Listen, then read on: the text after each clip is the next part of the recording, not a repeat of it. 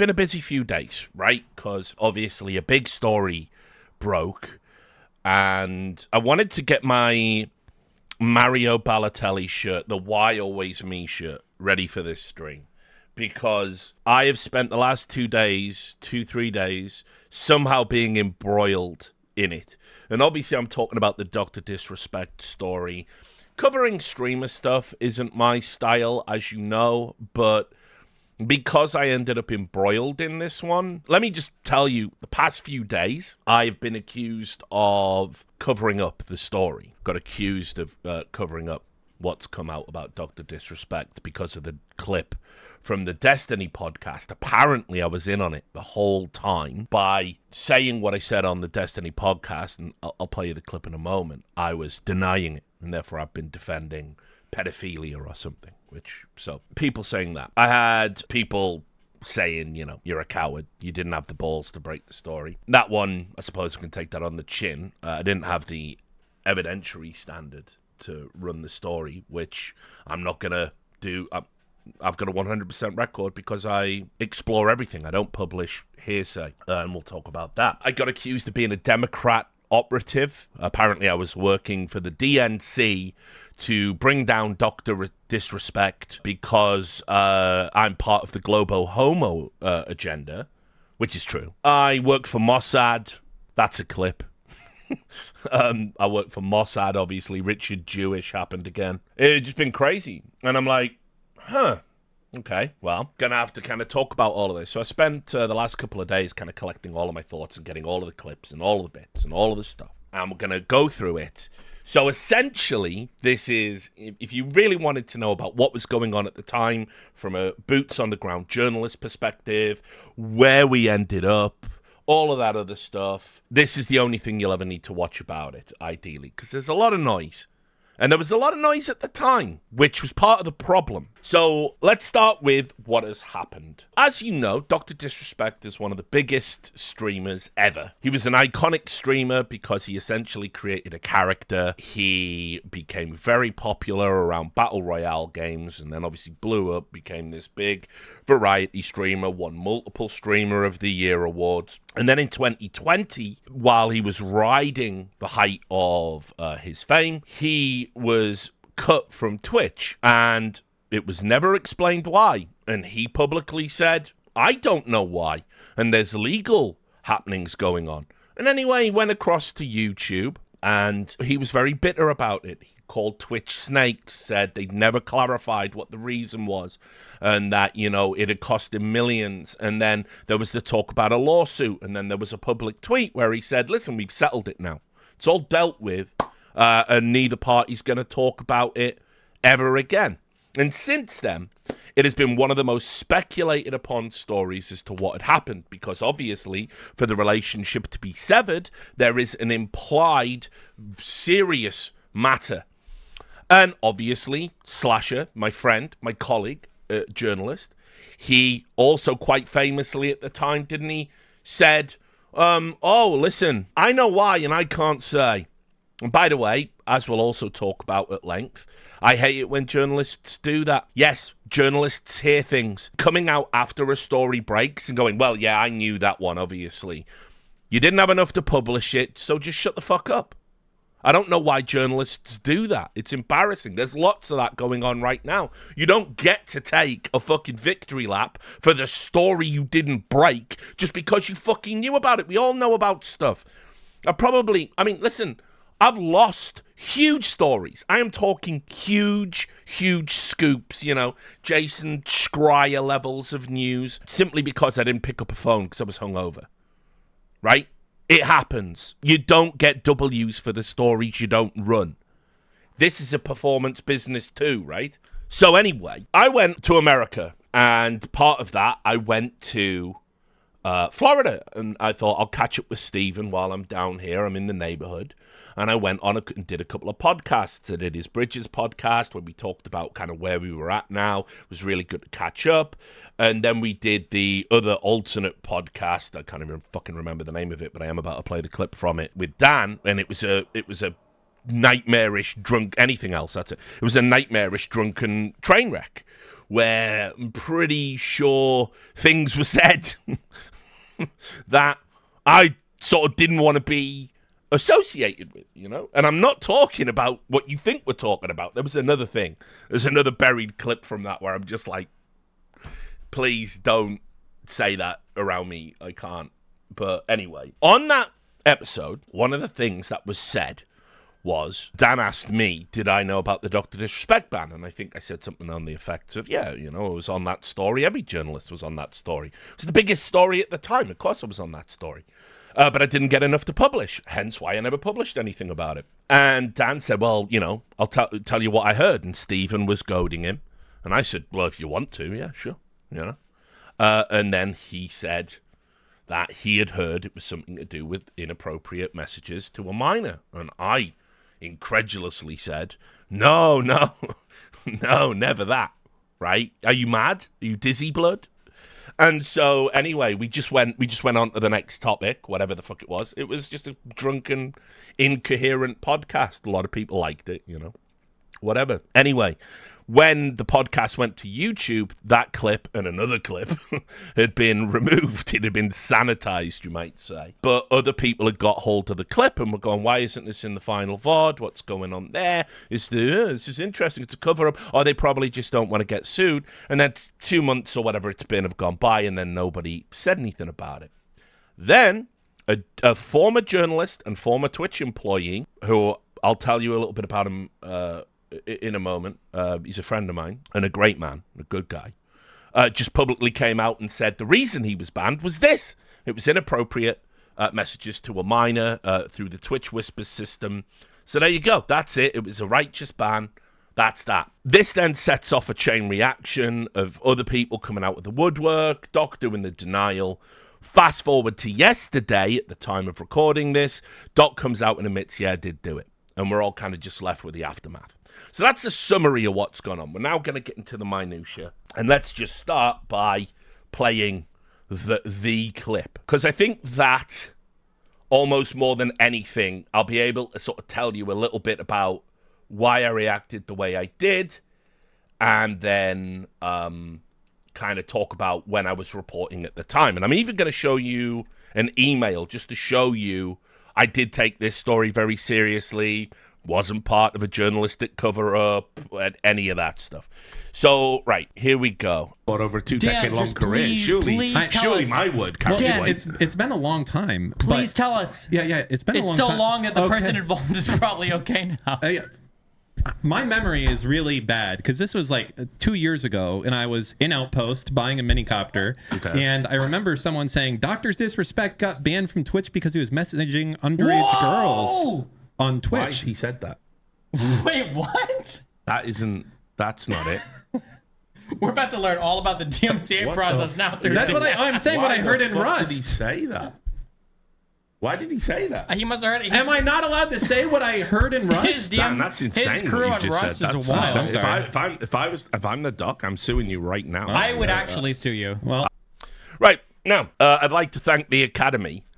I mean, you know, I think people have to understand that if you don't have evidence as a journalist, you cannot say in the affirmative that somebody did something.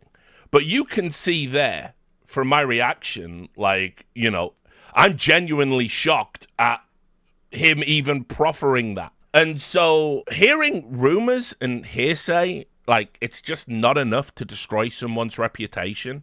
I'll talk about when I was investigating this story and kind of what I found and the lengths I went to try and get the truth out there. But obviously, I'm never going to traffic in rumor. I'm not going to do that, guys. There's people out there who will. Fine. If you want to get your info from them, go do it. And sometimes, guys, they're going to be right. But in terms of the evidence that I had seen, there was nothing concrete. Nothing at all. So, had I heard? Yeah. Am I going to let someone say that on Steven's channel? Because let's also be real here. One of the reasons this story never got over the line, and I'll go into this in great detail on this stream, was the threat of litigation was ridiculous. because neither party, nobody, in fact, wanted this out there. Not the person that reported it, not the doc certainly, and not Twitch either, because essentially their platform was a conduit for it, and they have been lit up in the press, including by myself, about how they're not doing enough to protect kids on their platform. So what could have happened here if this had never come out, if Cody had never gone public? This right here, this clip, could have got Steven kicked off Kick, could have got him sued. After all, he's the big name. It's not Dan. It's his platform. It's his channel the podcast's going out on. Could have got me sued because I'm the journalist, so, you know, and I don't have the protection of a masthead. I'm an independent. Again, I'll talk about what that means in a moment. Could have got Dan sued. I mean, who fucking knows? And obviously, we know now this couldn't have happened, but what if it was wrong? What if actually it was innuendo and lies, and then you've just ruined someone's reputation for nothing, for attention? So, yes, obviously, I'm sat there going, you know, nah, that's crazy. Don't say that. Not what I heard. So, did we talk about it before and after? Yeah. You can tell, by the way, if you watch the clip again, Steven reacts before he even finishes saying what he's going to say. Watch. Yeah. My memory is really bad because this was like 2 years ago, and I was in Outpost buying a minicopter, and I remember someone saying Doctor's Disrespect got banned from Twitch because he was messaging underage girls. That right? And I remember someone saying Doctor's Disrespect got banned from Twitch because he was messaging underage girls. So you can, you know, like, so there's someone in the chat right now as well saying, are you saying I set him up to cover his ass? No, that's not what I'm saying. How, again, there's a lot of morons that are around this. I just don't think you understand. I'm not going to allow me to be attached to something that could have constituted fucking journalistic malpractice. So no, that's not what happened. Anyway, let's talk about reporting at the time. Right, let's talk about what it was like reporting on that story at the time. Dr. Disrespect goes off platform, and immediately sources start reaching out to me. And I had very serious sources on this. I had people high up in Twitch. I had people in the world of streaming. I can't really elaborate more than that. And people reached out to me and basically said he's been kicked off the platform because he'd been messaging somebody, and that person had then reported it, and this had led to either his wife or him saying, oh, if you fucking tell anyone about this, blah, blah, blah, right? So we got told it was a trust and safety ban, but the age was never brought up. It was that this person, it was more like, oh, if you tell anyone, there'll be consequences. And so they said, well, you can't be doing that. You can't be essentially threatening people. That was the first part of the story. And I said, any other details? And they were like, no. But then I watched the reaction to it after it. And then, if you remember, it weren't just Twitch. It was Discord. And I went, bit weird. Now, you have to remember, in 2020, people were still doing that thing where there was cross-platform punishment. If you did something wrong on one platform, they were all working behind the scenes and bish bash bosh. But Dr. Disrespect got removed from the Discord partnership program at the same time. And people were like, well, what's that about? And then, if you remember, Giphy removed the Dr. Disrespect GIFs from their website. And I'll show you, just to show you that, like, I wasn't fucking part of all of a cover-up or whatever. This was the email I sent to Giphy at the time. I'm a journalist currently working on the story regarding allegations of a serious nature about popular streamer guy Dr. Disrespect being. I've been gathering statements from affected parties and was informed that Giphy has removed all GIFs relating to the character from their platform. I want to ask a few questions in regards to this decision and would appreciate comment. Why is your platform taking the decision to remove GIFs involving the Dr. Disrespect persona from your platform? Does it relate to the allegations made to Twitch that prompted his ban?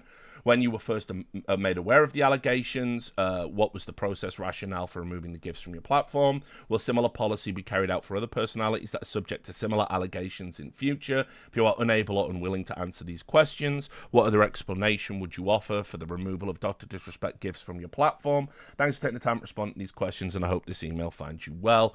Richard Lewis, right? So I went as deep and as hard as you could fucking go on this story. I contacted everyone. I sent emails all over the place. I interviewed probably about half a dozen people and contacted all the major parties. And a funny thing happened partway through the story, right? And this is what you have to understand. So remember, I think I'm dealing with inappropriate conduct of a totally different kind. That essentially, you have to remember, in 2017, when he had to come out and, all that cheating stuff happened with him, if you remember it, right? He had to publicly come out and do that humiliating stream, didn't he? And his missus has obviously made him do that. And that was because in 2017, people had heard rumors that, he was out there, he was going to events and was flirting with women and all this stuff. And then obviously the cheating thing came out. And this allegation relates to 2017. It was reported in 2020, but the contact happened in 2017. So the assumption was, because I'll play you a clip of Slasher confirming this. The assumption was that there were lots of people out there basically saying, yeah, Doc flirted with me too. He hasn't been entirely honest with his wife. And so obviously at that point, we also heard rumors that they were sending out messages going, don't impugn his reputation anymore. They were putting on a unified front together. So initially the story didn't have an age component to it, right? Then I'm like, guys, I don't know. I need something. I need a document. I need an email. I need contact with his talent agency. I need something that I can show and stand upon, because right now I've got interviews. Right now I've got testimony. Right now I've got quotes, but I don't have something I consider a smoking gun. And then one of the sources reached out to me and said, listen, Twitch are fucking furious about leaks happening around this story and that this story might come out. They're going to flood the zone with shit to basically try and find out where the leaks are. So be super careful about anything you hear about this story from now on. And I'm like, huh. And so about a week after the original ban and a week of reporting and a week of investigating, then I heard, oh, the person was underage in the state of California or whatever it was. And then I was like, now you don't know what to believe, right? Obviously, as it turned out, it's accurate. But there were all these weird, fucked up games being played. And, as I said, I reached out to every major party and nobody wanted to say anything. Nobody wanted to say anything. Now, you also have to understand, there's a protective element to a story like this. If somebody comes out and says, oh, they've had inappropriate conduct with a minor, well, I might not want their name being attached to the report. They might not want their name being attached to the report. They might not want any of the attention. As the story goes, it happened in 2017. Nothing was said. 2020, they reported it to Twitch. Twitch took action. Twitch didn't release a statement. And then Dr. Disrespect went and ended up having it must have gone through arbitration, because the next part to it, right, was, okay, it'll come out in the lawsuit. If Doc's suing Twitch, they're going to have to file. And then I'll just go on my Pacer account and I'll just pull the legal docs. Not a problem. So, okay, we'll get there in the end. So I sat and I waited. Nothing coming, nothing happening. Even when Doc was saying he was suing, there wasn't a filing. And so and there still isn't. And by the way, even if you seal and redact stuff, there would still be a record of it. There isn't one. So what this says to me, and this is important for later with the denials, Doc, when he was saying, look, I won the lawsuit, I got paid, this must have gone through arbitration. It must have been privately settled, rather than public lawsuits. So there was nothing there. Now, by the way, right now, there's documentation out there that people are trying to verify if it's real or not. It's a report. I think it's the report from Twitch. That's doing the rounds right now. All the journalists have been shopped it. So we'll wait and see. At the end of the day, I'm not going to come out and fucking touch any of this stuff because I feel I didn't get it over the line in the first instance. And he's admitted to it now anyway. And his life as a personality, whether he knows it or not, and seemingly he doesn't, it's over. That's that. You can't work in this industry and be associated with that. It's done. There'll never be a sponsor. There'll never be a job. You'll never be allowed to be in a position around young adults ever again. It's gone. So I want people to understand that this is why journalists at the time were, first of all, distrusting about details of the story because people were deliberately lying. And then second of all, just the threat of litigation. Like, you have to imagine if you're Slasher, right? Slasher didn't work for anybody at the time. Slasher was like an independent journalist. He didn't have masthead protection. What do I mean by the masthead? The masthead is like the logo, the name, and the editorial board of a paper or a publication. So you use that term to essentially denote the publication. There's no one was coming. If you got sued by fucking Amazon, essentially, or by Doc, or by his talent agency, or by all three, or by the person he had messages with, because now you've made them a public personality, if you got sued by all of them, you're on your own. And you can say it's cowardice or whatever, but I've had people threaten to fucking sue me all the time. And you got to fucking retain a lawyer, talk to the union, make sure you've got your fucking defamation insurance paid up. This is what you have to do if you're an independent journalist. You know, it costs you money just to be protected. And, you know, put it this way, right now, if I was like sued, it would be tough. And I've done pretty well. And I have a pretty active Substack, you know? But they jam you up and they bleed you out. And the first thing lawyers agree to is, should we stall this a little bit? And then you're locked in paying fees for years. People didn't want to go with that. I want you to also remember Gawker had got fucking shut down just because Pete Thiel was willing to fund the Hulk Hogan lawsuit.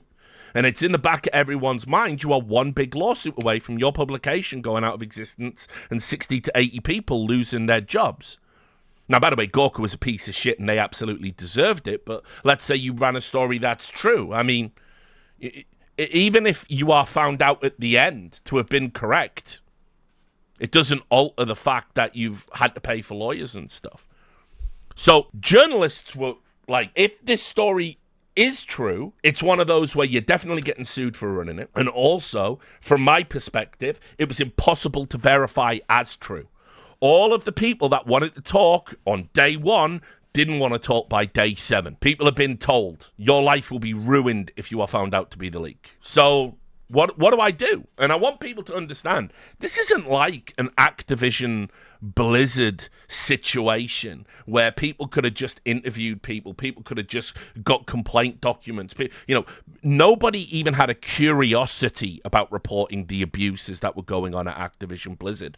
Everybody was curious. Lots of people, you know, like Kotaku and Polygon, they would have loved to have taken Dr. Disrespect down. We couldn't get there. It just simply wasn't possible. And I can't speak for every journalist, but for me, on a story like that, I better be 100%. And I need to see irrefutable evidence. And if I don't, sorry, I can't run it. Even if I want to and I want to protect people and I want to make Twitch a better platform and the internet a better place and all that, I can't. I just can't. It's not a cover-up. It's not a scandal. You just can't fucking do it. So, right, let's get to Cody and the tweet that started it all. This is Cody Conners, called Evoli on Twitter. He got banned because he got caught sexting a minor in the then-existing Twitch Whispers product. He was trying to meet up with her at TwitchCon. The powers that be could read in plain text, case closed, gang. So, I can tell you about Cody, right? Cody used to be a journalist. We worked together at Daily Dot. He went over to On Gamers. He was a good journalist and a great guy. And then he worked at Twitch, where he was a point of contact for me whenever I needed help, because obviously I was like, do I even have a manager? How did Twitch feel about me? I don't know. All of my contacts and colleagues had left. apart from Cody. He was one of the last one standing. And so if you wanted me to talk about the man, Cody Conners, he is a man of ethics and integrity. He's a good person. He's a good journalist. He's been a good friend to me. So take anything I say with a pinch of salt. But I've never seen this guy lie. I've never seen this guy go in for fucking bullshit. This is a guy that I would trust. So as soon as I saw him tweet this, and it was on a Friday night, I was like, oh, for fuck's sake. Here we go. He's tossed a grenade into the room. And put it this way, this, for me, would have been like cast iron sourcing because he worked at Twitch. He definitely knew what he's saying. And the little detail about Twitch whispers, that was never there the first time. These are the kind of details, by the way, that journalists didn't have. That's why they couldn't run the story initially, right? So he just threw that out there. And I was like, well, if Cody's saying it, I believe him. So this obviously set off a very weird reaction on the internet. Because people were like, wow, he's talking about the doc. And then then Jake Lucky saw this. Obviously, everyone saw this tweet. You can see, it's got fucking 28.6 million views. And Jake Lucky retweeted it. And the doc replied to it. And he said, Jake, seriously, I get it. It's a hot topic, but this has been settled. No wrongdoing was acknowledged, and they paid out the whole contract. So no wrongdoing was acknowledged, and they paid out the whole contract, which, by the way, the wording, right, not great. Now, what you can't see here because of how Twitter works now is Jake deleted the tweet. I just want to say, do you see the problem with, like, the difference between a journalist and a fucking clout goblin? And it's like, Jake doesn't want to be a journalist. Jake wants to be the influencer. And that's fucking dangerous. And this guy's out there and people are treating him like he's a news source. He's an attention seeker. He's an influencer. He's a clout goblin. He shouldn't be anywhere near stories of this magnitude, frankly.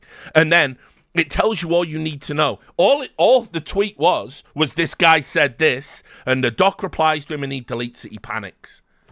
So I don't want to hear about fucking, cowardice from journalists that would have been sued into oblivion by, like, fucking billion-dollar companies when there weren't enough facts to run a story, when all he repeated was what somebody else said on the internet, and he wouldn't even stand on that. Then, and again, this is kind of worrying. After Doc replied, suddenly Jake Lucky went and said, oh, look, Avoli was using the Dr. Disrespect ban reason for selling out his shows. Now, another thing about Cody, now he's quit all of this, because you will notice most good people who have integrity and brains, right, they end up like, you know what? Fuck esports. I don't know why I'm still here. Like, I'm sick. I'm diseased, right? Most people with integrity and brains leave. I'm just sat here complaining about it every day, and I don't know why. But anyway, suddenly, after Doc tells Jake to shut up, now Jake is looking into Cody's shit. And he published these screenshots, and you can see Cody says, listen, if all 3 dates sell out, I'll tell you why you got banned.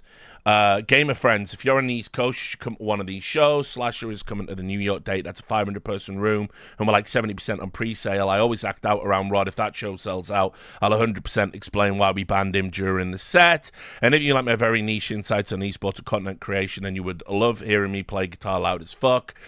Tour with tiny moving parts starts tomorrow. Maybe I'll get so swept up in the spirit of the music, I'll blurt out why he banned him. Now, look, don't really co-sign that, but, he's a musician. He's a wild, free spirit character, always has been that guy. And people started digging into Cody to, like, attack his credibility. Now, by the way, I don't think that removes his credibility at all.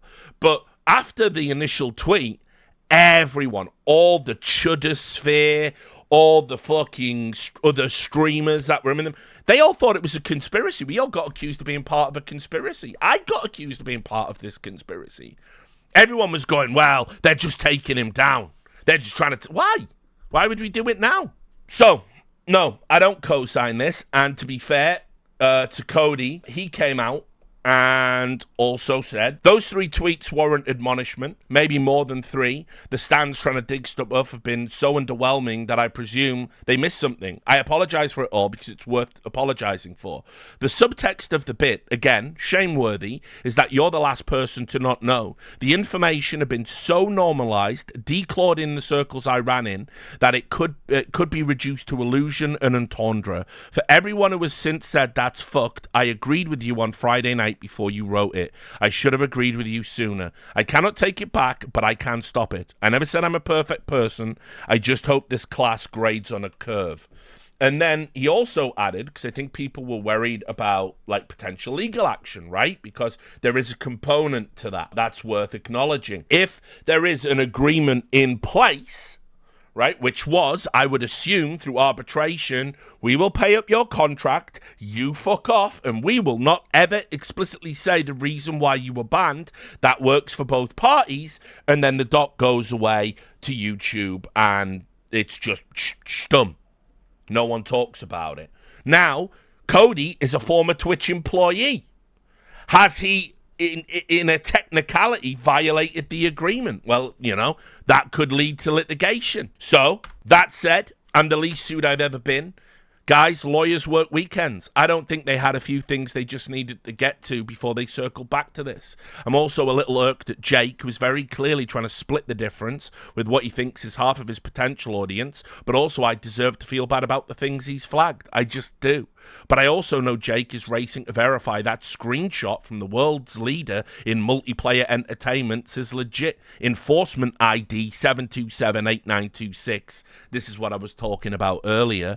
And things are dragging on. Knowing who I was racing, I would probably put out some content too. And this is the thing. There's another chapter to all of this that may or may not come out. I know several journalists are working on it now. Personally, I think it would be fitting if it was Slasher that actually got to finish the story off. Because I saw him on XQC's stream the other night, and it's like, brother, I get it. You want to take a victory lap? The tweet was still ridiculously stupid. But in part, he believes that that tweet and the subsequent mockery and the lack of a story ever coming out for 3.5 years, he thinks it ruined his credibility. It was easily avoided. You know, people just like to present, oh, I know all the secrets. But it's just like, you know, okay, if you do, report them. Oh, you can't? You don't have enough? Fine, don't talk about it then. So that's kind of where we were at with that. And then obviously the doc had to make another first response because it was all over livestream fail. And we all know livestream fail may as well be a hotline to fucking Twitch and YouTube and Kick, all the big streaming platforms. If something goes on there, everybody knows about it. And so this was the response. He said, listen, I'm obviously tied to legal obligations from the settlement with Twitch, but I just need to say what I can say since this is the fucking internet. I didn't do anything wrong. All this has been probed and settled. Nothing illegal. No wrongdoing was found, and I was paid. Elden Ring, Monday. Now, you will notice this isn't a great response because if you're accused of sending inappropriate messages to a minor, you just say, I didn't send inappropriate messages to a minor. I would never do that. I'm a father. I'm a husband. I'm a family man. I would find behavior like that abhorrent. And that's it. And you just get on with your, you just get on with your life. You just don't dignify it. And that, unfortunately, is glaringly obvious. You can see that. You know there's something off with the linguistic framing of it. Now, I get it. You can be handcuffed by legal agreements, and you might not be able to say anything, but I can't think of any kind of legal framework that would preclude you from saying, I didn't do this thing. Specifically. So on it goes, and now the journalists, they get to come out and say, now we can get sources on the record. Okay, I get it. People felt a little bit relieved about all of this now. This is over in Bloomberg by Cecilia. YouTuber Dr. Disrespect was allegedly kicked off Twitch for messaging a minor. Beam's departure from Twitch and Discord and his reemergence on YouTube show social media companies continue to grapple with allegations of bad behavior by online stars who helped them generate millions of dollars in revenue. YouTube, part of the Alphabet Incorporated, didn't respond to requests for comment. Neither did the 49ers.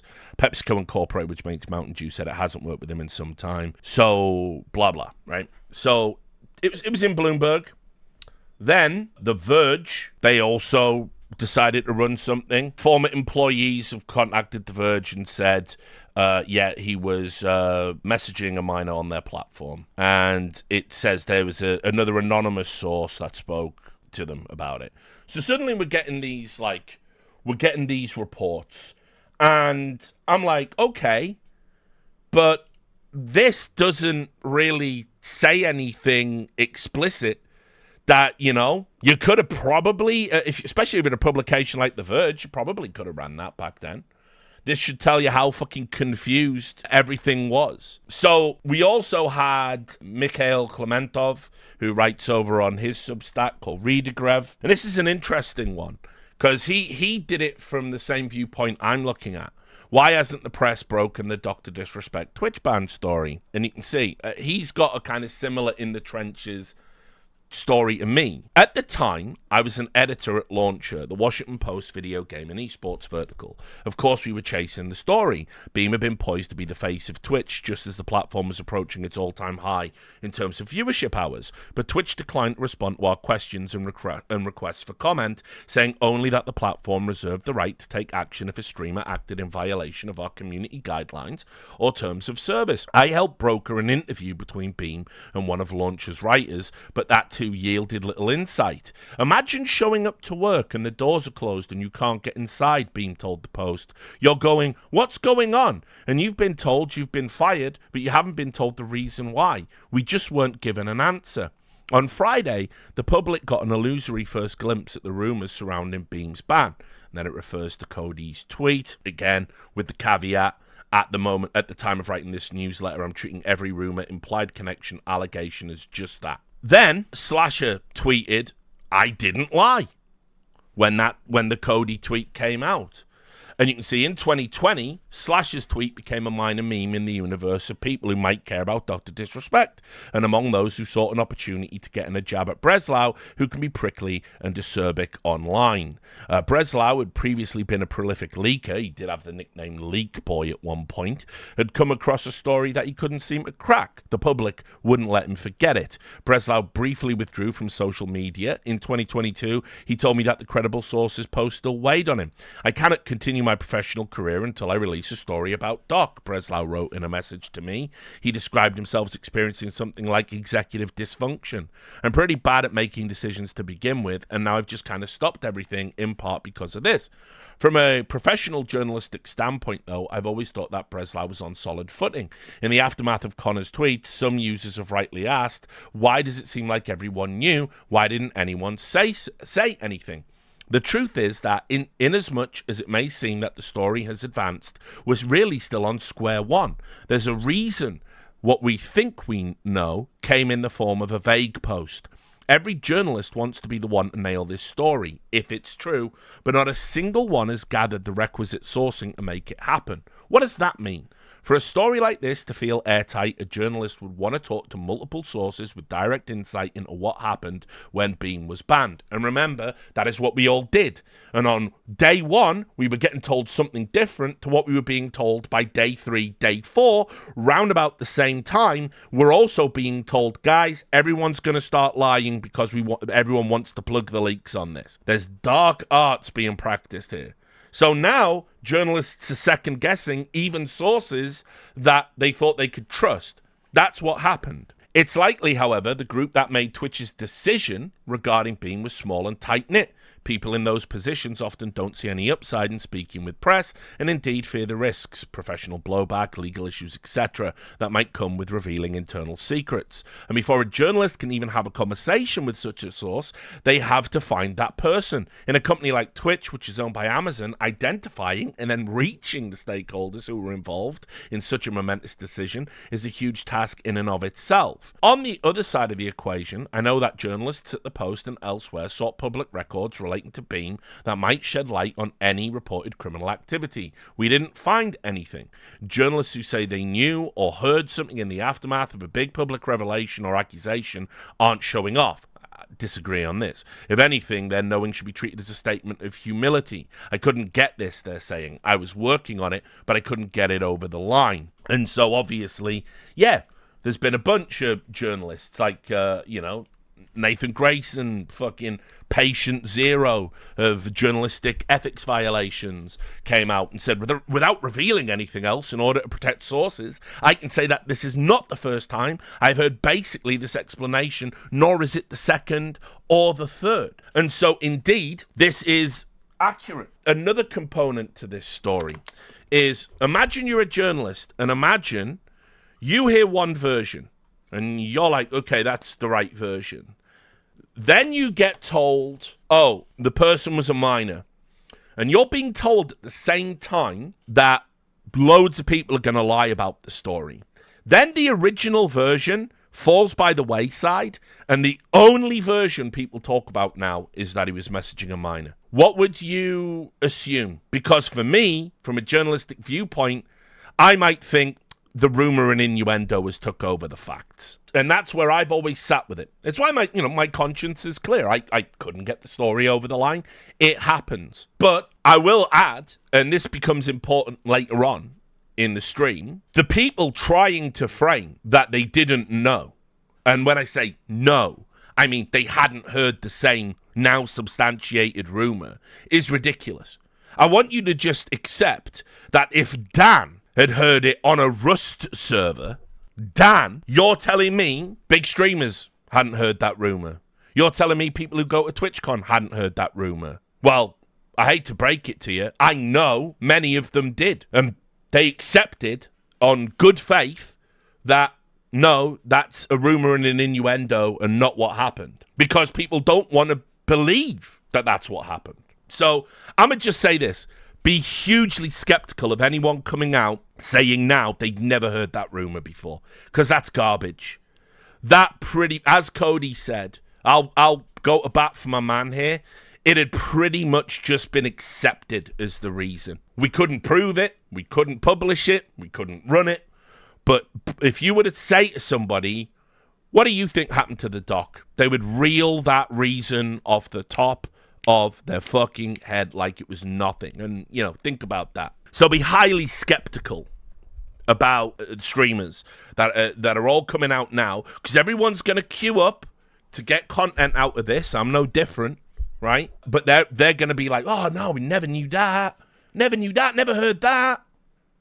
It was, unironically, one of the worst kept secrets behind the scenes. People had just arrived at this as a final destination of what happened. But nobody could prove it. There wasn't a smoking gun. We didn't have the messages.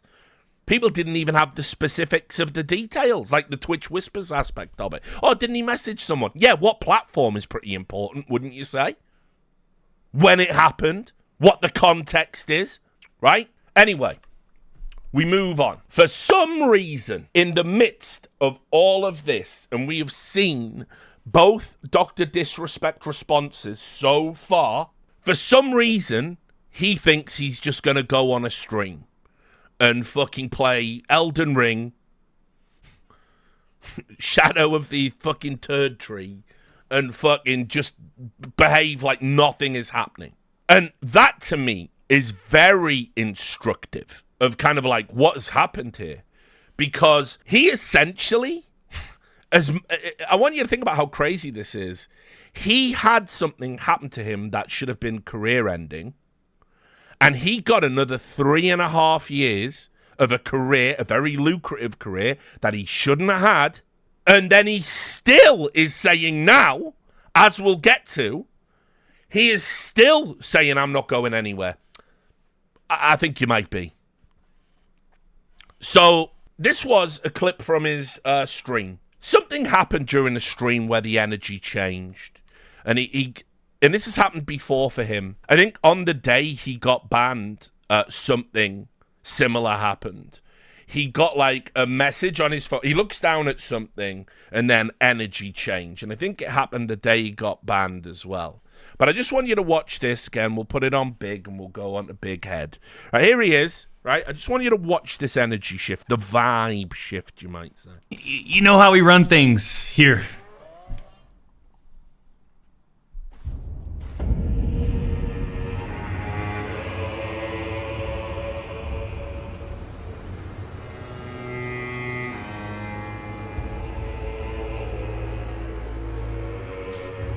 The music's too perfect as well. I mean, I don't believe anything's real anymore. Simulation, right?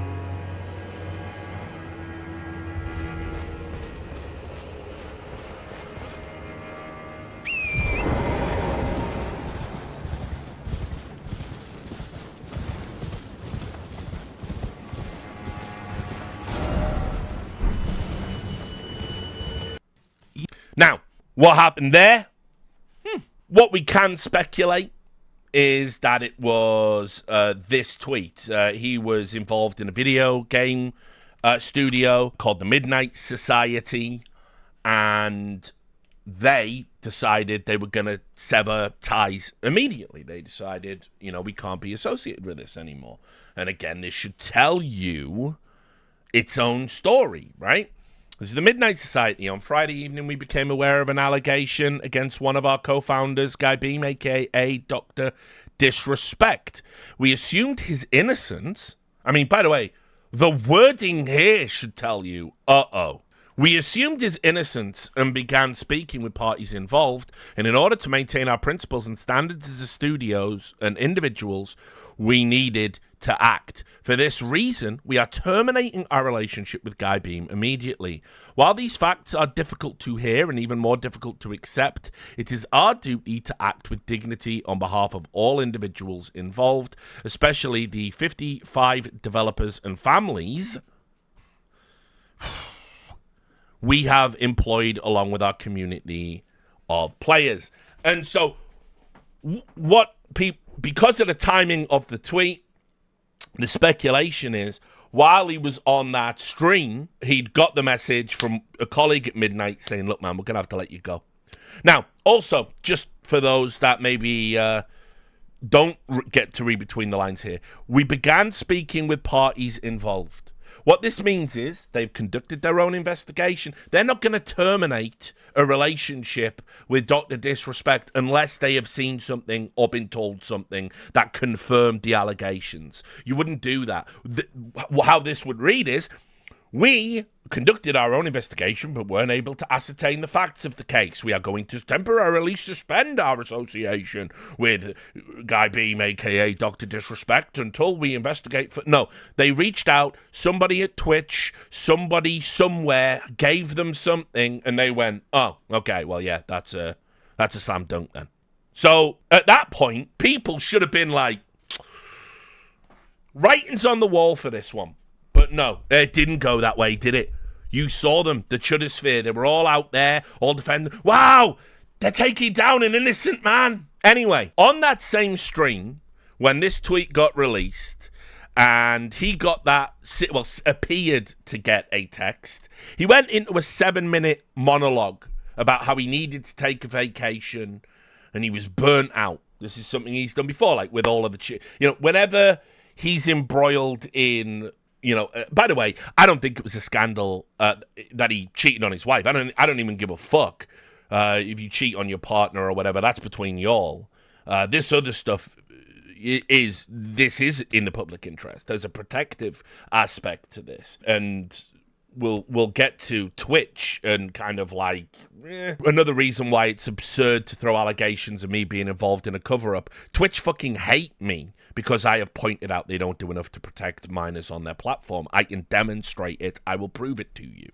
But anyway, this is the 7-minute monologue after the vibe shift that he goes into. When shit like this happens over the weekend, and it just kind of, it's like how many times can I I don't, like, I'm actually tired of being on social media, and yeah, I get it. I mean, but the thing that's interesting in all of this, I think, just this whole clip, is that he still thinks he's the victim in all of this. Like, I'm sure from his perspective, what is happening isn't very nice. But equally, you've had 3.5 years of being allowed a second chance. You could have got ahead of it. You could have come clean at any time, done some damage control, but you didn't. And now the truth is out. It's being verified. You're starting to get all the appropriate penalties and punishments you should have had at the time. Now it's victimhood. I've expressed that over the years, champs. I just, I've always kind of hinted like it'd be nice to get off and just completely separate, right? Go live in Costa Rica or something.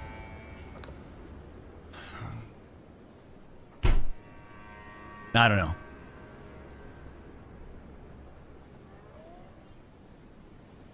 But I'm just feeling burnt out, I think. I came into this with... When did we start streaming, champs? 2015? 16? Been doing this since 2009.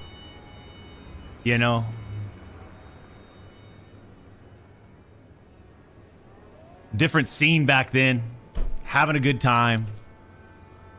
Playing the games that were fun to interact with and create content with. And over the years, it's just gotten, I don't know, like it's been drained out of me. It's being drained out of me. It's being drained out of my family and I. And I just feel like, I had the mindset of, let's just see what happens today. How are we feeling? And I'll tell you, I just, I don't know. I'm just feeling burnt out. Maybe it's time to start something new, something different. Challenge those creative senses. A desire to explore different realms, if you will. But I think the first and foremost, though, is I did have a sort of a planned vacation coming up. Oh, yeah. And I think I might just extend that starting today, starting now. One of these, let's take a step back. I mean, it is what it is. People get fatigued, right, champs? And to be honest, I don't know how long, I know for my vacacion, how long my vacation is, but, maybe I extend that. We'll see. We'll see. But I do appreciate you guys, champs.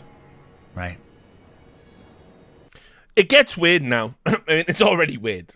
Someone in the chat said, this is like when my dad sat me down to tell me about the divorce, right? It's already weird, but it gets weirder. But you have to understand, like, at this point, why just turn off the stream? Just, please, you just say, oh, guys, something came up. Gotta go. And you turn off the stream. You don't need to go into any of this. But it's like you're in quicksand and you think you're gonna get out, and you're trying to tell like your community that like no, this thing that I definitely did that I'm about to admit to on social media, there's still some victim element at play, and it's crazy. It's crazy to me that you would sit there and do this. And as I said, it gets weird now. He starts interacting with individual members of the chat. And look out for the socials. I'll keep you updated when we'll be back. But I definitely need to take a break from everything, A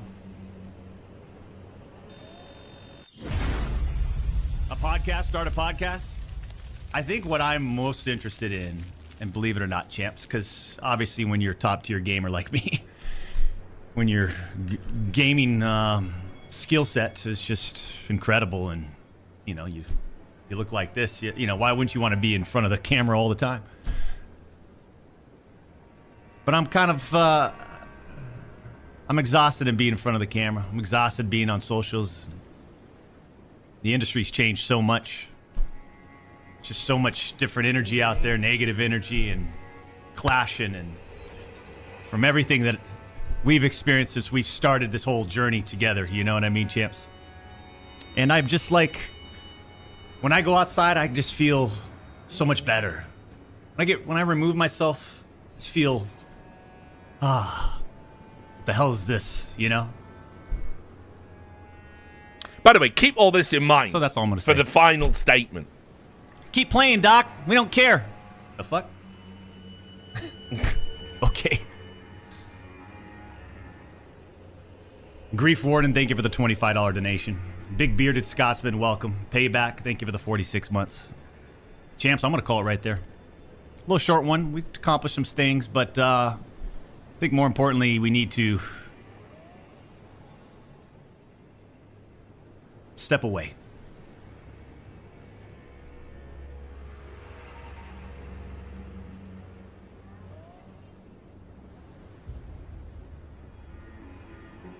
I think when I say step away, I'm going to have to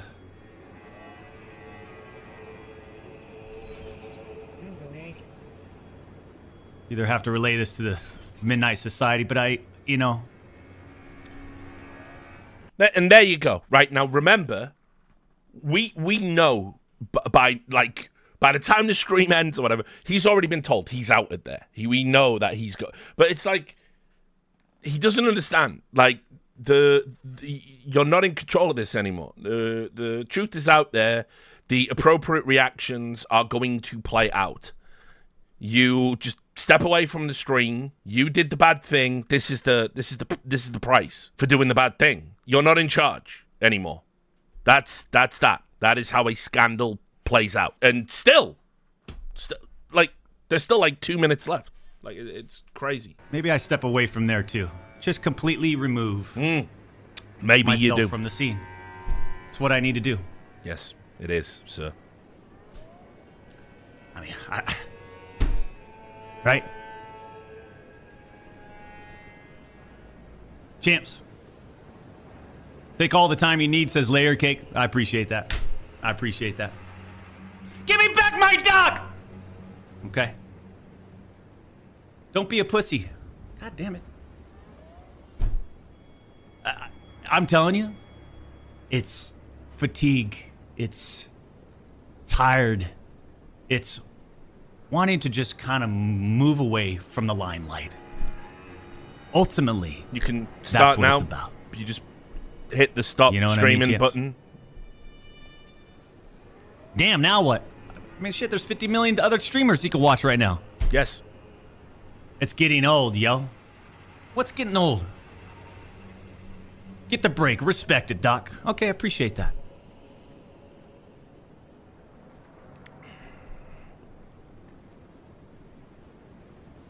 It's getting old, you're not alone. That's not very nice. You don't like me? It's time to drive into the sunset, says Swervin. Oof, man, I like your style. It might be time to drive in the sunset, champs. Yes. I appreciate all of you. Appreciate all the commitments, the recommitments. Please, do me a favor. Enjoy the rest of your day. Enjoy the rest of your week.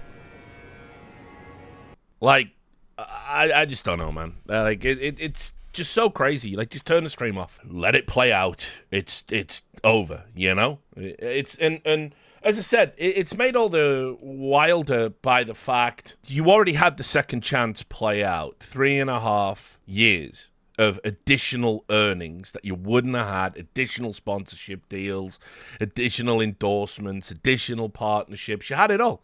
So you must have known it was going to come out. Again, I find it so hard to believe that you couldn't have kind of planned for this. So yeah, you walk away with your millions and you never get to be a public figure ever again. But you're still a millionaire. Your kids will be fine. Probably gonna have to deal with some pretty cruel comments because of your actions. But you made your money, so you just walk away. Not going to jail. I know. Kind of feel like if you weren't so narcissistic about it, you would probably sort of be like, oh, well, I had a second chance maybe I didn't deserve. There's no contrition, you will note. So, anyway, okay. He then goes on that weird rant about, how he, walked away. And then somebody from the studio, the Midnight Society that let him go, they waded in with that and just said, this is a statement from me personally. This is Robert Bowling. It does not reflect any of my companies and has not gone through any legals or PR approvals. If you inappropriately message a minor, I cannot work with you, period. I promise to only act on facts, and I did. So again, it's pretty universal at this point. It's pretty much over. I said I would only act on facts, and I did. Right? Yeah, and that's Infinity War guy. So, this now puts the Doc in the spot where he's got to decide how he's going to react to it and how he's going to say things about this and how he's going to frame this. And keep in mind, because I'm doing this a little bit out of chronology, right now, even with this, there are right-wing chuds all saying this is because he spoke out against LGBTQ people. This is the Democrats taking him down. I will show you proof of this. It is absolutely insane, the level of defense. Yeah, the Matrix, the Andrew Tate defense is coming out. And so the Doc did put out a twitlonger. Or rather, they're not twitlongers now. They're just long tweets, aren't they? Hello, I'd like to make a quick statement. Let's cut the fucking bullshit. As you know, there's no filter with me. Doc, I don't know how to tell you this, but there clearly is a filter with you. Because you publicly lied about not knowing the reason for years. You publicly said there was no wrongdoing, I got paid, I'm ready to move on. You never acknowledged what happened. Kind of definitely was a filter with you there. You've acted like Twitch in some way did you wrong. When what they could have equally have done is said, yeah, we removed him for this reason. At the point they removed you, they could have totally annihilated your career. And yeah, you could have sued them. And you would have been embroiled in a lawsuit. And we would have got into what was contractually appropriate. Could they say that? Could they do that? But at the end of the day, all that comes of that is they cut you a check. And you're still the guy that interacted with the minor through Twitch Whispers. They could have done that. They didn't. Got some ideas as to why. But to say there's no filter, you've always been upfront and real, is a complete fabrication. And it shows how divorced from reality you've become around this topic. So let's cut the fucking bullshit. As you know, there's no filter with me. I've always been upfront and real with you guys on anything that I can be upfront about. And I'm always willing to accept responsibility, which is why I'm here now. First and foremost, I do want to apologize to everyone in my community, as well as those close to me, my team, and everyone at Midnight Society Game Studio. A lot of people have been left in the dark about what happened yesterday with Midnight Society and we made the painful decision collectively to have me step down. Our team is full of incredibly talented and good people that have high career ambitions and families, and I'd never want to jeopardize the culture we've carefully crafted. Everyone has been wanting to know why I was banned from Twitch, but for reasons outside of my control, I was not allowed to say anything for the last several years.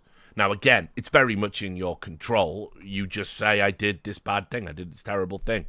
You go, there's many celebrities who have had inappropriate messages to minors have owned up to it and said, oh, it was a moment of madness. I was lonely. I was researching a book, whatever. There was nothing that would have prevented you from publicly saying that other than the fact you didn't want it to get out. Now that two former Twitch employees have publicly disclosed the accusations, I can now tell you my side of the story regarding the ban. Were there Twitch whisper messages with an individual minor back in 2017? The answer is yes. Well, all right, there we are then. So it's done, right? I mean, you don't need to say anything else. We can just end it here, right? Now, interesting point. In the statement, I think it went in this order of edit. The word minor was in, then he took the word minor out, then he put the word minor back in, right? Then he goes, were there real intentions behind these messages? The answer is absolutely not. These were casual, mutual conversations that sometimes lean too much in the direction of being inappropriate, but nothing more. Nothing illegal happened, no pictures were shared, no crimes were committed, I never even met the individual. I went through a lengthy arbitration regarding a civil dispute with Twitch, and that case was resolved by a settlement. Let me be clear, it was not a criminal case against me. Nobody said it was. Nobody assumed it was. It would have been public. We could have got details of it had it been. And no criminal charges have ever been brought against me. Now, from a moral standpoint, I'll absolutely take responsibility. I should have never entertained these conversations to begin with. That's on me. That's on me as an adult, a husband, and a father. It should have never happened. I get it. I'm not perfect, and I'll fucking own my shit. This was stupid. Now, with all this said, don't get it fucking mistaken. I've seen all the remarks and labels being thrown around so loosely. Social media is a destruction zone. I'm no fucking predator or pedophile. Are you kidding me? Anyone that truly knows me knows where I stand on those things with those types of people. Fuck that. That's a different level of disgust that I fucking hate even hearing about. Don't be labeling me as the worst of the worst with your exaggerations. Get the fuck out of here with that shit. But I think I've said what I needed to say regarding the ban itself. That's it. That's why Twitch made the decision in 2020. To my team, community, industry friends that have supported me, I apologize. I wish I could have said all this sooner. You guys have always showed me and my family love and support throughout all these years. We love you guys like you can't imagine. I have the fucking best community and circle. If any of this has made you uncomfortable, I get it. You don't have to support me anymore, but just know you've always been greatly appreciated. But trust me when I say this, to all my haters that live and breathe social media with zero real-life experience, I don't give a fuck about you. I don't know, bruh.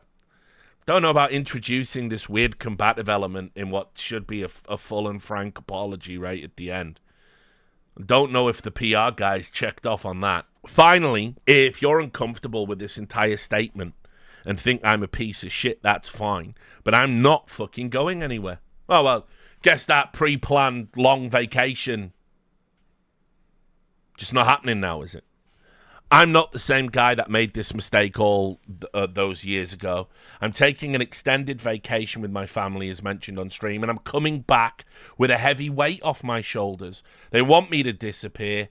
Yeah, fucking right. So, lots in those last couple of paragraphs, right? The line zero real life experience, I don't know. I would say when you're a public figure, you're going to get approached by people who want to have sex with you, people who want to get to know you, people who want to be friends with you, people who want to be in your orbit. When you're a celebrity, this is the norm. And it's very much on you that if any of those people happen to be minors, or if there happens to be a power dynamic, or if they happen to be easily influenced, or, you know, whatever it might be, it's on you to behave responsibly. And most people with life experience, they understand this, and they don't engage in conduct like this.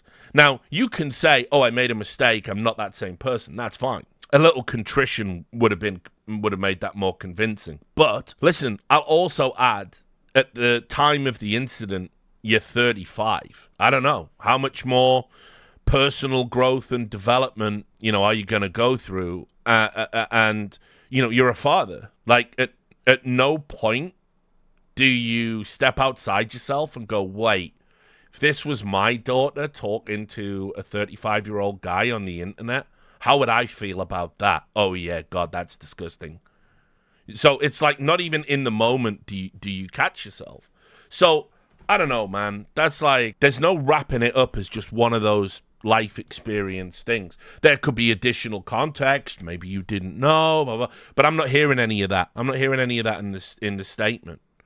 I'm not hearing it was a mistake. I'm not hearing you got bamboozled at the last minute. I'm not hearing any of that. And if that were true, surely you would be saying that. Then to say you're not going anywhere, they want you to disappear. I hope you understand what your life is like now. You've gone from being the face of a platform to being like, only use me blade. That's the level now. There's no more big endorsements ever coming. There's no more sponsorship deals coming. Everyone is going to walk away from you and disavow. Even if they were your friends, they're going to say they never were.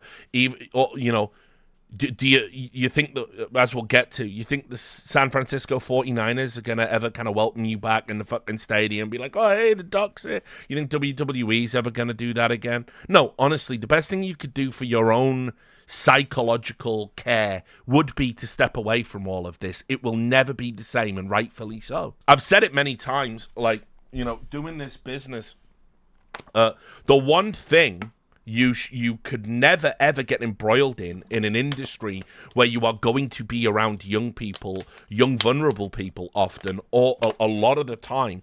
You can't ever afford to get into any weird sex shit. There's no bouncing back from that because the industry is directly going to put you around people, young people. So, no, you can't participate anymore. It's just like that. So people do want you to disappear because it's worrying that this could even be a thing that somebody like yourself could have ever engaged in. But this statement's crazy, and I don't know. Like, as we'll get to, I think it's one to revise. Anyway, where do we go to next? Well, obviously, as I said, there were some pretty wild people. The reacts to this were kind of fucked up and weird, and so I'll just show you some of the crazies. Like, for example, this. I don't know how you make this video. Dr. Disrespect offers full disclosure to the Twitch ban. Instead of hopping on the pedo bandwagon, why can't we just forgive him and move on? Oh, all right, then. And then a declassified and a pog face. There's just so much going on there. Thanks to Mikhail for that one. And this is like, and by the way, this was like the level of discourse that was kind of going on. Grums as well, like, I don't know what the fuck is going on with him of late. But he posted, there was an email that got like sent out to people in the media. Now, Grums did delete this, but this email was like sent out via, it was just a Proton email. So if you know anything about Proton, it's like, you know, anonymity and all of that stuff. So you wouldn't have been able to, you know, trace this. This went out to some press outlets as well. And remember, this went out, I think, before the confession. So I'm sending this to multiple known sources in the gaming news arena. I hope this is taken in the spirit in which it's intended. I will keep this inbox open for 12 hours from now, then it will be gone forever. Here's what actually happened, but what cannot be said publicly by the Dr. Disrespect camp. There were whispers between Guy and a 17-year-old on Twitch. The age was not known at the time. These were messages in relation to how to scale new channels using tried and tested methods. Behind the scenes, this was a service that was offered members of the Dr. Disrespect team under a different brand name. The brand name could be interpreted in many ways. The issues on the Twitch side was how some of the messages and brand name used could be interpreted differently. It was interpreted differently by certain members of the Twitch team that had taken a dislike to Dr. Disrespect due to the bathroom incident. The internal feeling was that it would only be a matter of time before they got him on something. This one, however, was way wide of the mark and wasn't what they thought it was. This became the result of a lot of back and forth at Twitch with various people in the let's get him camp and others in the we can't move forward with this camp. His whispers were being monitored because of a core group of influential people within Twitch wanted him gone. The whispers in question were actually from many weeks prior to his last stream. The initial explanation provided to, I mean, by the way, yeah, we know, because he even said what year they were from, and it wasn't weeks. The initial explanation provided to him during the termination was inappropriate behavior not befitting the Twitch brand. He's writing what he said at the time of his go live on YouTube, as we still don't know, because of a long time Twitch could not commit to an explanation over and above the inappropriate behavior not befitting of the Twitch brand until the matter went to court. The matter went to court, and it was found in discovery. And by the way, this is how you know this is all like bullshit. And me, like this is all the red flags in this email. By the way, and people were just uncritically sharing this. That not only did a group of Twitch employees conspire to get him, but they also broke data protection, internal policy, and CCPA regulations by disclosing to a third party who he had also contacted what they perceived to have happened. Internally, the argument on their side became, why else would he be messaging someone that young, implying only a sinister perspective? For the avoidance of doubt, there was no sexting as implied by a former Twitch employee. There were messages, but not of that nature. Dr. Disrespect was the one who initiated legal proceedings and settled because of the fact that once something like this is said about someone, it cannot be unsaid, and there would always be some, perhaps not fans, who would say, well, there's no smoke without fire. We have seen many people accused of things that turned out to be true in the past, but by that time the damage was done. He agreed to the no party admits any wrongdoing joint statement purely because he understandably wanted wanted all of this kept quiet. The fact that a former Twitch staff member has now made this tweet has changed things considerably. It's out there now and it can't be walked back. Dr. Disrespect is furious. He cannot respond to this properly because his lawyers are telling him this would make the agreement invalid and he may be forced to pay back the settlement he won. I'll say that again, that he won. There will be legal avenues explored on this one, and it will likely ultimately manifest itself in a huge damages claim against Twitch for this coming out. It's clear in the industry that they were absolutely raging when he reappeared on YouTube and came back bigger than ever. By the way, how can people not tell this is just a fan? Like, how can you not tell this is just a fan writing this? Like, it's actually absurd that anybody would share this publicly. Irresponsible.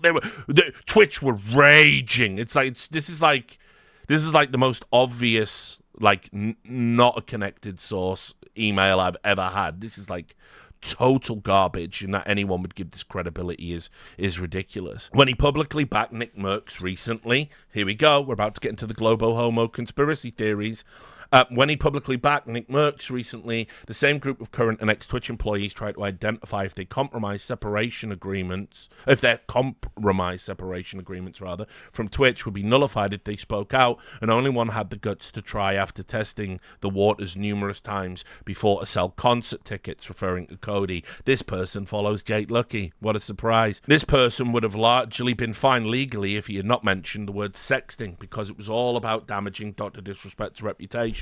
But because they used that word, expect legal proceedings to get underway quickly. By the way, spoke to Cody. Cody's put it out publicly. There's been no legal contact aimed at him whatsoever so far, because transcripts will absolutely categorically show there was no sexting, but merely communications with someone who turned out to be a minor that was not known at the time. That certain people within Twitch who had an agenda against Dr. Disrespect pounced and made it fit their agenda with zero proof. I am a former Twitch employee. I now work elsewhere. I will not be identifying myself, and I will not answer questions about who I am. However, I will answer some questions in relation to this case, as I was very close to this at the time. He deserves the right to have some transparency, but he's tied legally in what he can say until the new proceedings progress. He has the right to some of the story being out there, even if he can't be the one to say it. So I'm sending this as an independent party, very independent, who is fully aware of the facts and feels very uncomfortable with what I've seen thrown at him in the past few days, based on the agenda of a small group of people who did not like him.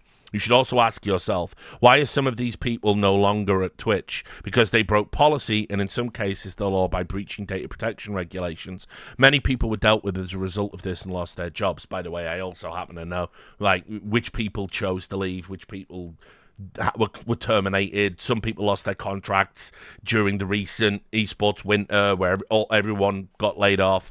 It's got nothing to do with that. You have a duty to balance the reporting of this until such times as court proceedings provide the clarity you should have waited for but didn't. He's been good to you all. He's like Jesus in a way. He's been good to you all. He's not what is said, and he deserves better, especially considering he agreed for their behavior not to be made public as he wanted to protect the income streams of others. The Midnight Society piece is an example of a lot of people getting cold feet. They asked him about it, and he told them messages existed, but they weren't in that nature reported, but couldn't share them as part of the settlement. And the decision was made to put out that statement in haste. That was a more impulsive move that they'll regret later. So, by the way, that anybody would get that email and go, oh, yeah, that's real. That's a genuine email. Like, I've been doing this a long time, and that is like the time that people got nervous because a Phantom Lord fan or a prankster, you decide who, was sending out fake cease and desist letter where the lawyer's logo was a cock and balls. And people were really coming to me going, oh no, I've had a cease and desist. I'm going, yeah, from fucking Winky Winky and Sons. Winky Testes and Sons. I think we'll be all right on this one. People, unfortunately, don't really have a lot of experience when it comes to handling this. And when you're an experienced journalist and someone that does deal with whistleblowers a lot, people that have privileged information but are worried about sharing it, you very quickly get a feel for whether it's genuine or not. That has about a dozen red flags that I would instantly just press delete. There's no need to ever entertain anything in that email whatsoever. And as I said, the fact that it made it onto the internet and was like shared as going, oh, look, they're out to get the doc. They're trying to get the doc. You know, like, it got really ridiculous. There was a lot of people coming out and saying, oh, you know, this is all part of a plan to take down Dr. Disrespect, right? I mean, you know you're in for a good time, right?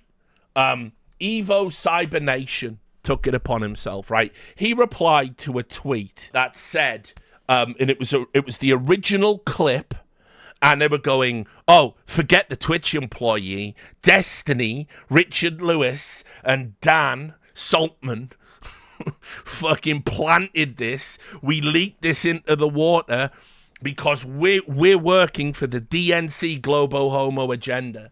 And so a guy called Evo Cyber Nation, who's now deleted all of these tweets, hopefully in shame. I don't think he's capable of shame. His timeline is a mess. He decided to do some research. And what these Facebook boomer QAnon types mean when they say research is they go on Google and they think that if there was an insane conspiracy, like, I went, actually, no, I used Bing. They think they can get to the truth by reading Wikipedia pages and stuff.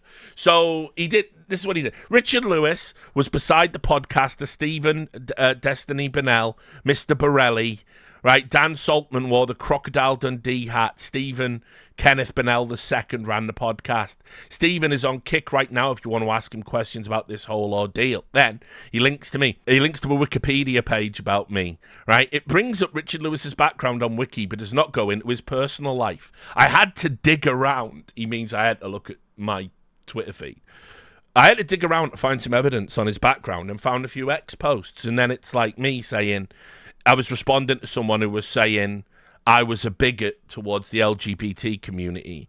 And I said, can you prove that? It would be a surprise. And he highlights this. It'd be a surprise to me as an openly bisexual person. There's the Globo Homo agenda, guys. I'm always at it. I'm imprinting on you right now. There's a rainbow behind the Chad head saying yes, yes, yes, yes, Globo Homo agenda, right? So it'd be a surprise to me as an openly bisexual person who literally just today put out a video criticizing Ricky Gervais's shit material about trans people. But I'm sure you have the receipts and aren't lying in public. Then he linked a picture of the Team Falcons logo, the Saudi Arabian team with the rainbow flag, and I put it out there, please share, go Falcons. Then he linked to Destiny's Wikipedia and said, Stephen Kenneth Bennell II since 2016 has gathered further attention for streaming political debates with other online personalities in which, and again, the emphasis is his, it's this guy's, this is his deep research. He advocates for progressivism and liberal politics. The New York Times described Bennell as a liberal, while Bennell has described himself as a very big social democrat. Then it comes down to here. Daniel Blake Saltman, Tiny Chat founder, calls out Twitch CEO Dan Clancy. This is the best he could do. And said he's the founder of TTM Technologies, right? So then, okay. By the way, this maniac was tweeting at me all day, talking in circles. People were going, Richard, you're arguing with a bot account. I'm like, I'm not. This is what happens. Like Facebook, the Facebook QAnon boomers, their brains were broken and they're never coming back.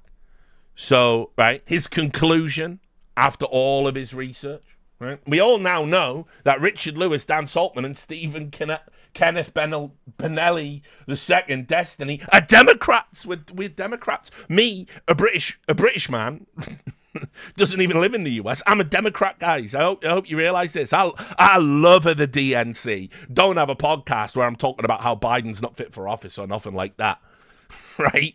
Definitely, I'm a Democrat, guys. It was hard to find evidence on Dan Saltman, but I found it. The next question that comes to mind is, are they going after Dr. Disrespect and possibly Nick Merckx because they want the LGBTQIA community to leave the kids alone. There it is.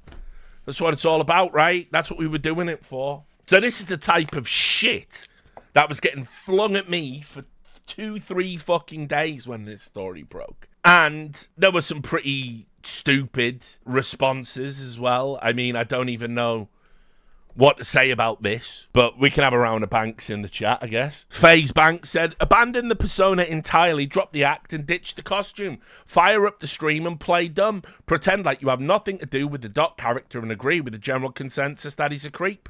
Call yourself Mr. Respect. It's your only play.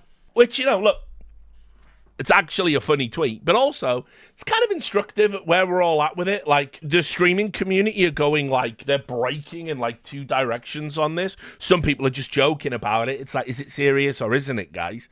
Is this a big individual on a platform talking to underage people and, does that matter? I think it does. Or people are going, the other way, like Tim the Tapman, right? And again, I'm sorry, like I don't know how people could have not heard the rumor.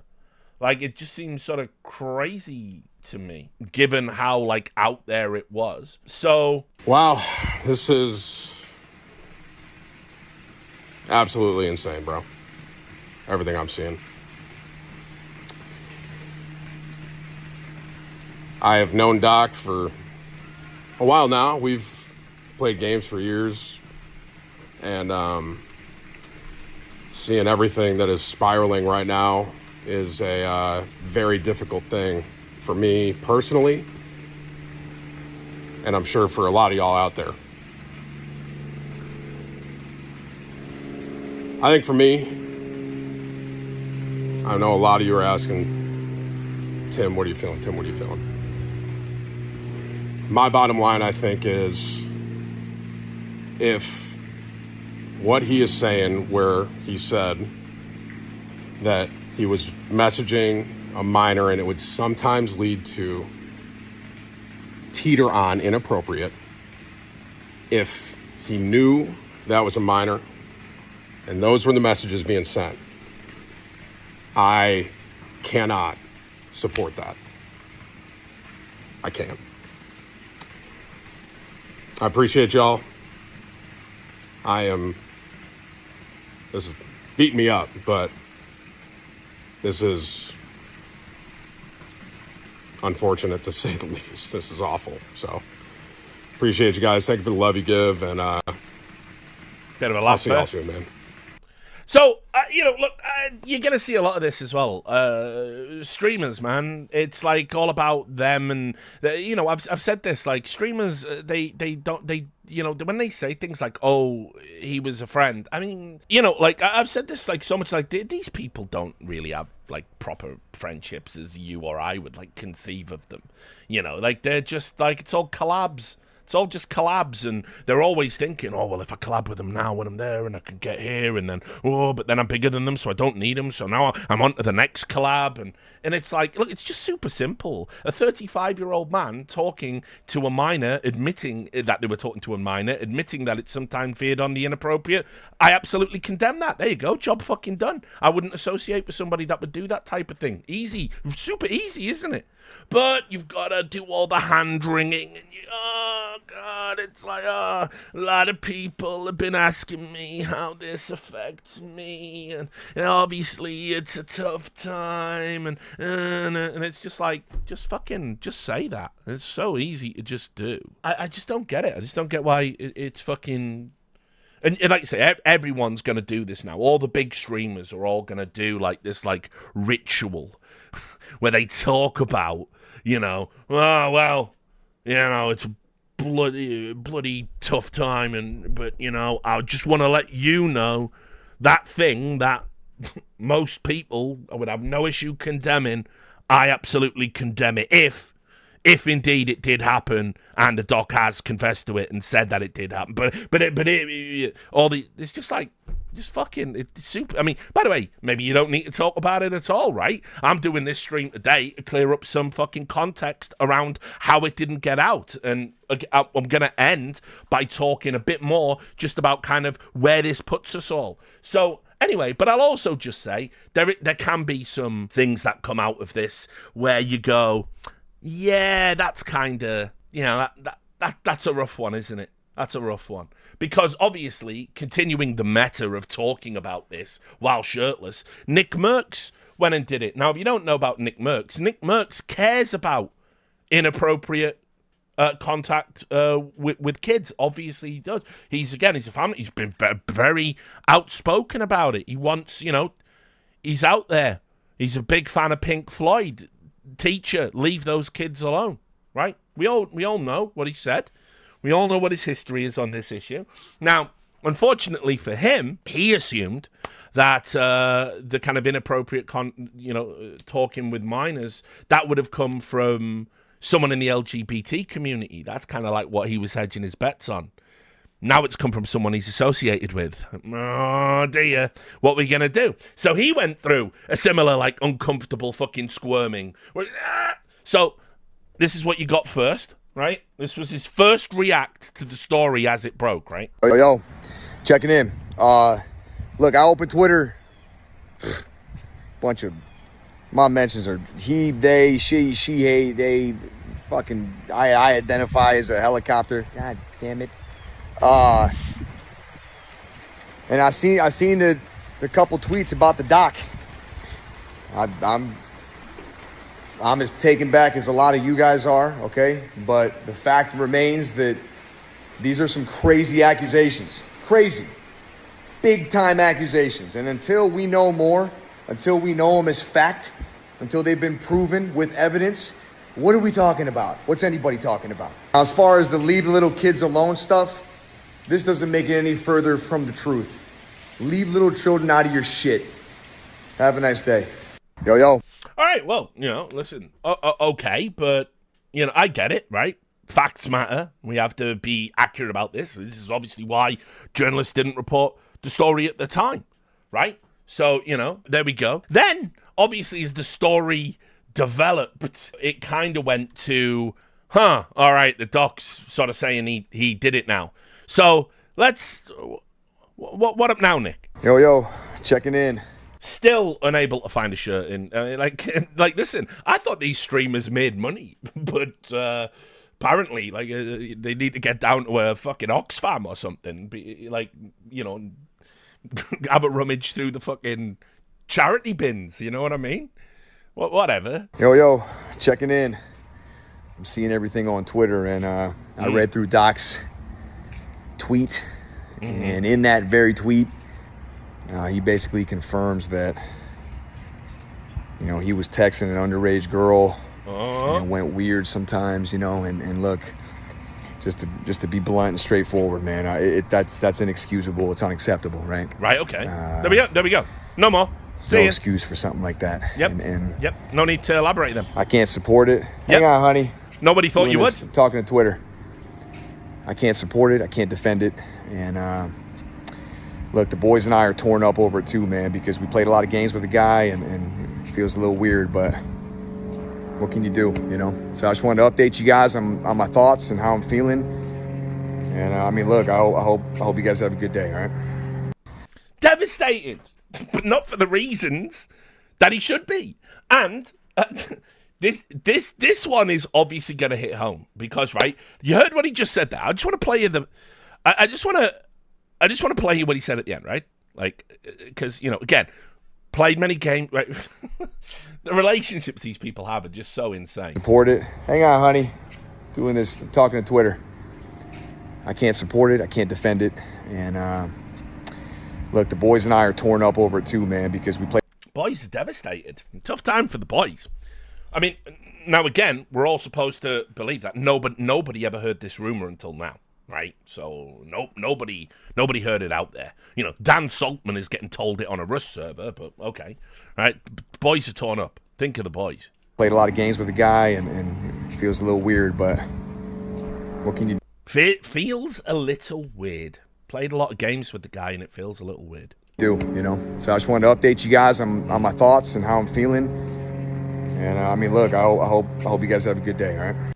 So, great. Okay, well, so you definitely leave it there. You don't have to then go further and go, I never even really knew him.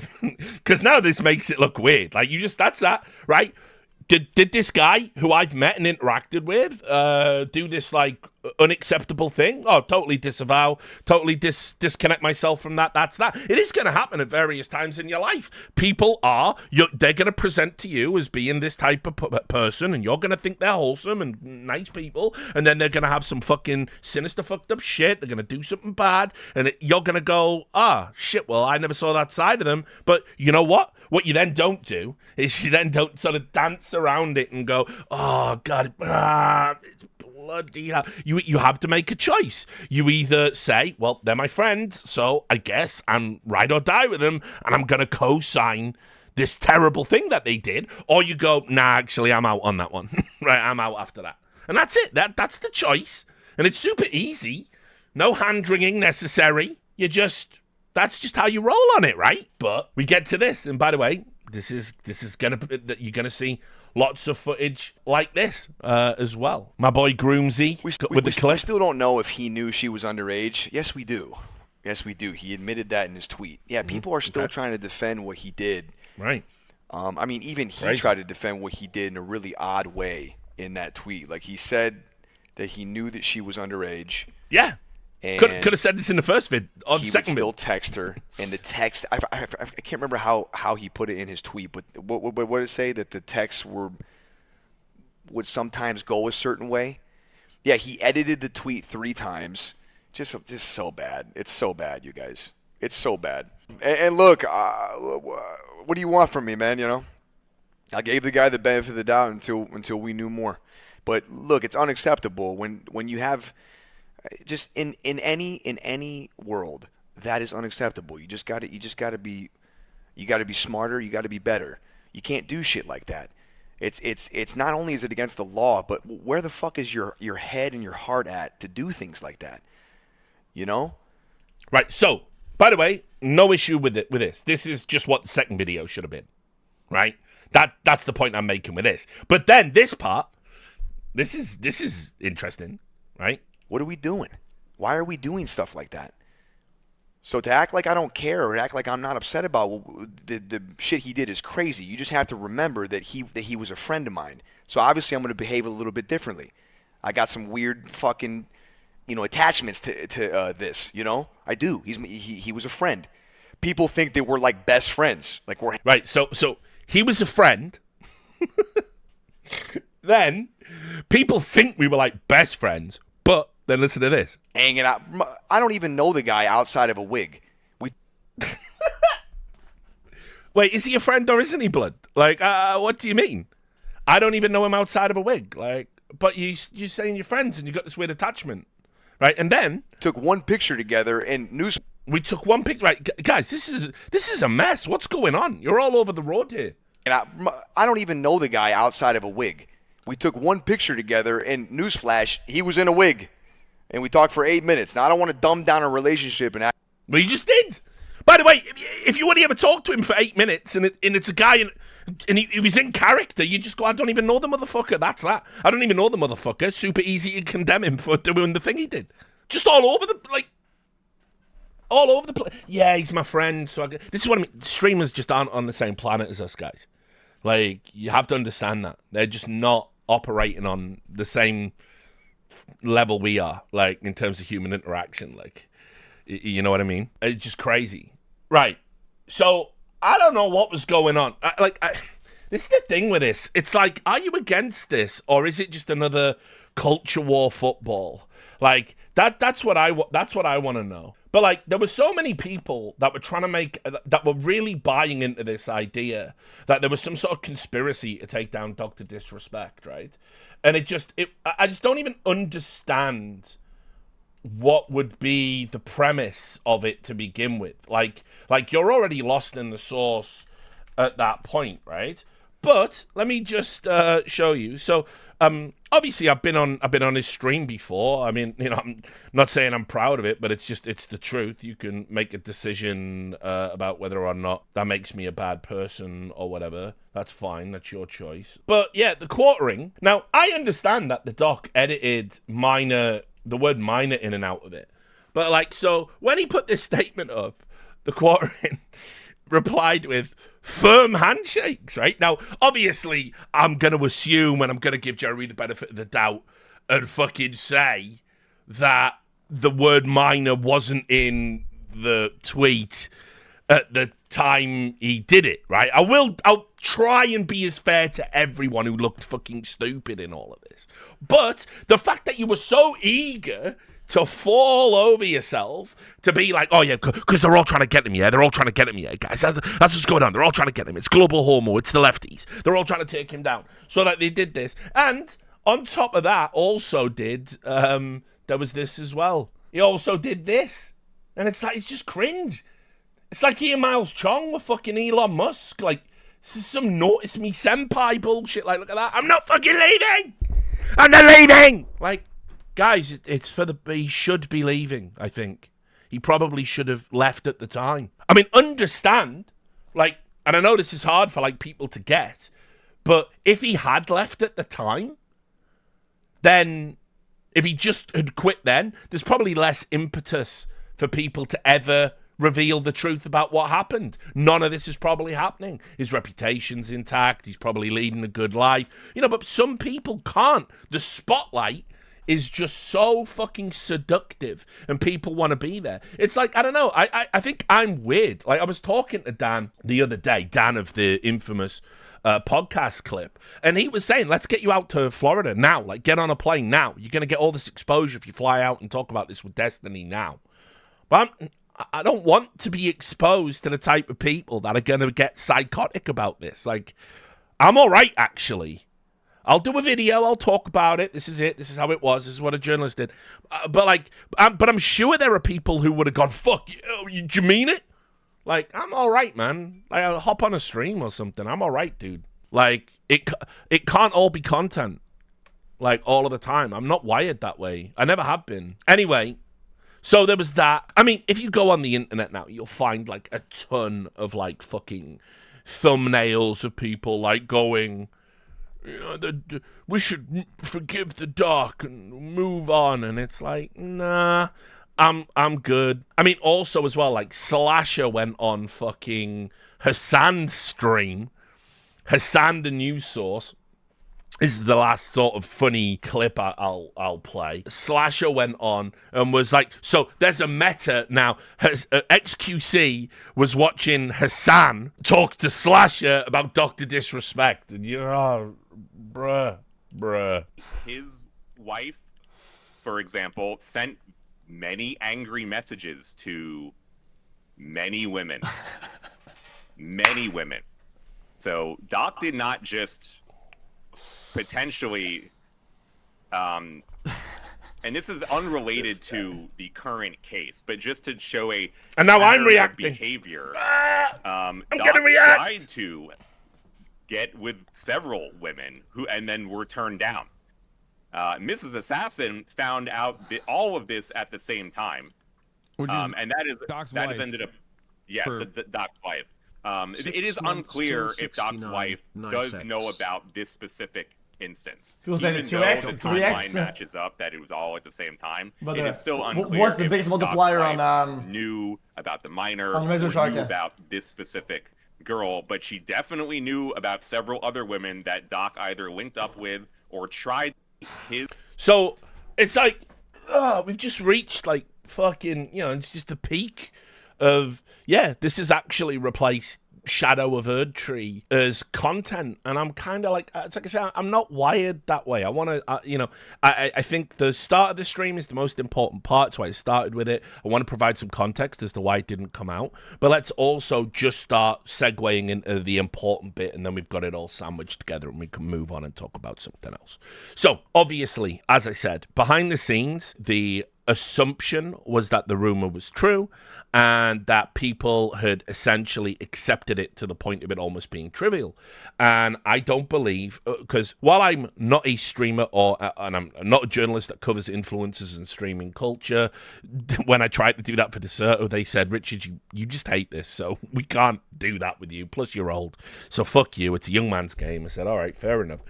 So, but I do talk to streamers and I do talk to influencers, and I've got a pretty solid reputation as a journalist that you can trust, who will always be fair. And if there is some, false stories brewing or false rumors, I would be the guy that would go out and dig into it. I've never published a miss. I don't fucking... I look at everything in the totality of a story, including how much damage does it do if it's wrong, because there's more to this than clicks. There's more to this than being able to say I'm the number one at this, or there's more to this than having 500,000 followers on Twitter, or having a pop-in YouTube channel where you get hundreds of thousands of views. I'm not interested in that. I never wanted to be fucking drama alert, even though I've defended that as having a right to exist, because if you like that TMZ style reporting, then that's fine, but that's not me. So I will say it's a fair characterization, and you should be highly dubious about people saying, oh, we never heard that, because it's almost impossible. It's impossible in 3.5 years you didn't hear the same rumors everybody else did. It's impossible. So you'll find out who's real and who isn't based on whether they're willing to say now, okay, we heard it, but we didn't want to believe it, so we kind of gave it a pass. And obviously, the doc has had a ton of opportunities in the 3.5 years since. But as I said, he should take that permanent vacation and leave streaming behind, because it's all downhill from here, and rightly fucking so. The sponsors are already leaving. People are already moving away en masse, and you can see... We just had the announcement from the San Francisco 49ers. By the way, I fucking, yawn with a joke. I thought they said 40 miners. Yeah, brilliant. Hilarious. Right. We take these developments seriously and will not be working with him going forward. That's that. That's the shape of things to come. I would probably say I think his position on YouTube could be potentially untenable. I don't know. YouTube has certainly allowed some absolute way worse people than Doc to be on their platform, which baffles me. But this is very high profile, and obviously this is somebody as well who is attached to other aspects of business. He's lost the game studio thing now as well. That's gone. And this is the shape of things to come. All of the other sponsors are going to make similar statements over the course of this, over the next few days. Now, the other question everyone's asking me, Richard, do you have any insight as to why Twitch wouldn't have just come out and publicly said so? Well, yeah, look, if I was to bet, and all I could do was speculate. Remember, I'm not like the other people. I'm happy to speculate as long as you know what that is, but I'm not going to publish speculation as fact. I'm not going to do that. And this is me, Richard Lewis, the guy who's got some ideas and some thoughts talking, not Richard Lewis, the journalist, telling you this is absolutely what happened. If I can tell you what's happened, I always will. But if I cannot, or I'm not sure, I'm never gonna wing it. It's too dangerous. It's just not who I am. So if I was to guess, there probably was an aspect of it that was problematic in how the information was ascertained. So remember, by the way, 2017, the messages occur. 2020, I believe, is when it was reported. For whatever reason, the individual didn't say anything. And then it came out. And then obviously we heard all this other stuff behind the scenes, and nobody knew what was up. And then Twitch decided to do what they did and sever the ties, and then it looks like they went to arbitration behind the scenes. And obviously he said, look, you've probably got some contractual reason why you can't end this contract early based on the way you've ascertained these messages, based on a report. And they've gone, that's fine, we'll pay you to fuck off. And that's that. And that's probably how it went down. Now, another speculation. Why would Twitch not want this out there? Well, the face of Twitch, or someone who was, as you saw in the reports, was becoming the face of Twitch, texted a minor, in his own words, saying in a manner that veered towards the inappropriate, and it took that individual coming forward to report it, and Twitch was a conduit for the messages. So if you're Twitch, you're kind of complicit in this, right? It looks bad for you. And Twitch have had a ton of problems around, do they protect people on their platform? They don't. And this is why I take objection to people who accuse me of being involved in a cover-up. You tell me, guys, was this a risk or not to write this story? You tell me. This is me in October of 2022. Is Twitch doing enough to protect children on its platform, right? And this was where I did weeks of investigating and looking. A source had come forward, and what they had found was that the default channel for Twitch when you stream, if you don't set it to like gaming or whatever, I think it's like travel and outdoors or something like that. If you had a stream on there and you went live and you didn't know what you were doing, you would default to there. And then what pedophiles were doing, and by the way, I'm not muddying the waters with terminology here, I'm talking only about this story now. What predators were doing there was they would look for channels that had one viewer, and then they would go in there, and if it was a child, they would then inappropriately contact the child. I saw pretty upsetting footage of them like asking them to do like handstands and weird fucked up shit, and I sent this all to Twitch and I sent this all to mainstream publications, and then I wrote this article and I said, like, Twitch, you are not doing enough to protect these kids. And there it is, travel and outdoor. Look, I say it explicitly, Twitch's travel and outdoor section has become a hotbed for pedophiles.